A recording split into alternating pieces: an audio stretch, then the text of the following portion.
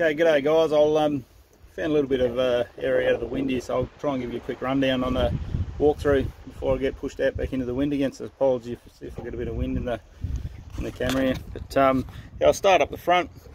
Like I mentioned earlier this morning, we've got a huge casting platform at the front of this boat, which obviously gives us massive amounts of storage, fully channeled in case we get a wave or something crazy happens over the front, so no water flows in here. It does have a bung in it if we do get some water in here, so we can drain it. Obviously down inside we've got 2 lithium. We went with the lithium. We're going to give them a go just because of the weight, 9 kilos compared to about 30 kilos, so we'll give it a try and see what happens. 24 volt charger there for the 2 batteries. Minn Kota Rover, pretty sure that's how you say it. 72 inch 80 pound thrust. Seems to be really good so far, and I used it once just to test it and all the rest of it. So I've only, like I said earlier, only racked up about 12 hours in the boat so far. But yeah, so seat spigot at the front for the crazy sucker that wants to sit up there at 40 knots, so that's a really cool idea. Closed hatch, that's probably one of the best things, because it basically gives you all that. You can stand right at the front and it just gives you a massive area. Not only have you got your huge casting platform, it just gives you the whole nose of the boat. I see a whole lot of boats with an open anchor well, and I kind of think, well, for the sake of a couple $100 or whatever, get a really trick little lid made for it, you know. That's huge in there. We've got the space. We'll probably put a drum winch in it one day, but don't tell the missus that. But yeah, massive tie-off bollard here. So hopefully we'll get some big trips in with that. A couple of rod holders at the front there that dive down into the anchor well. Coming down the front here, in the back of the console, we opted for this instead of storage from the other side of the console. Sort of gets a bit tight with your legs and everything if you want to try and get into the storage. So we've opted for a big door in the front of our console. And that's basically given us a massive bit of area there, and that's housed our 2-way radio. We went for no aerials on this boat, so we've got handheld. Charging ports for all the gizmos that we take nowadays, phones, GoPros, drones, whatever. Safety gear, everything like that's in there. Life jackets, flares, all of it. So that's pretty cool, that. That's really big. A couple of steps, obviously, because we've got such a big box here. So yeah, a couple of steps to get up. That's pretty much just above knee height. So that is really big for a boat of this size. So one each side, full gunnel pockets down both sides. The helm, pretty basic and straightforward, but that's what we're chasing with this boat. Just needs to work, and we need to get there and get home safely. So carpet on the top, so chuck any lures up there, they don't skid around, slide around. Suzuki GPS. So that can tell you what it's doing. Grab rails all around.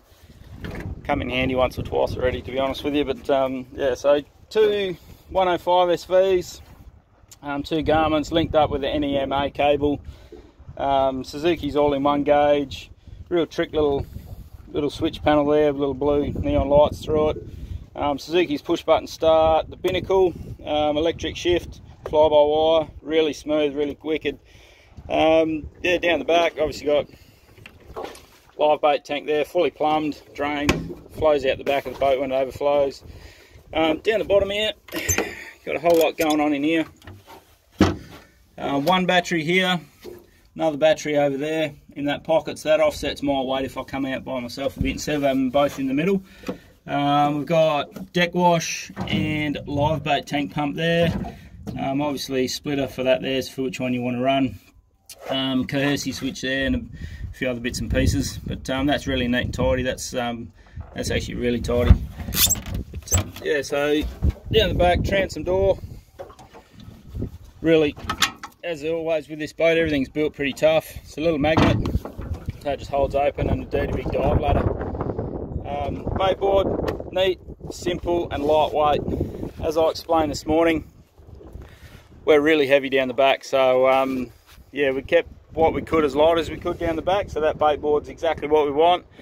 4 rocket launcher rod holders on it, removable if I don't want to take it, if we are doing a big long trip and we just don't think we need it, but we'll probably leave it on most of the time. But yeah, anchor, little plug-in anchor socket there, anchor light.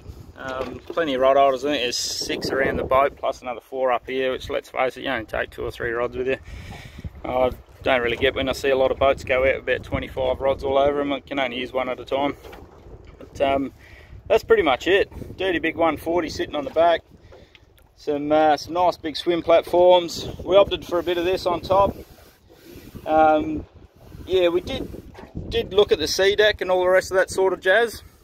But everyone I spoke to, and spoke to quite a few different companies about it, they couldn't really guarantee it for the temperatures that we get up here. You know, we average sort of mid-40s through the most of summer, so no one could really guarantee that it'd stay stuck down on the corners and all the rest of it. And I kind of really wasn't interested in that big price tag for a couple of years of having a big logo on my floor. So we've opted for the carpet. It's really good, it's plush, it's nice, something's good underfoot, and you don't slip on it. So that's really good. But other than that, guys, pretty quick rundown. We've got blue lights all around the gunnels, underwater blue lights for squidding and catching bait of a night time and stuff like that if we're going for a night fish. But yeah, it's pretty basic. It's strong, it's tough, it's what we wanted. It's 240 litres of fuel under the floor, as I've said before. And what we're getting at the moment off the little Suzuki dash there is about the 2.5 litres, 2.5 kilometres per litre. So it's give or take around the 600k range. That's sort of what we're chasing. We want to be able to do a few long trips and a few unassisted trips, so we're going to need that range. So hopefully, touch wood, that's plenty enough for us. If not, obviously you have to take some jerry cans, which is what I tried to steer away from. But we'll do some more R&D with it. We'll do some load up tests once we get this 20-hour service out the way. And yeah, we'll get this thing humming. Cheers guys, hope you enjoyed it.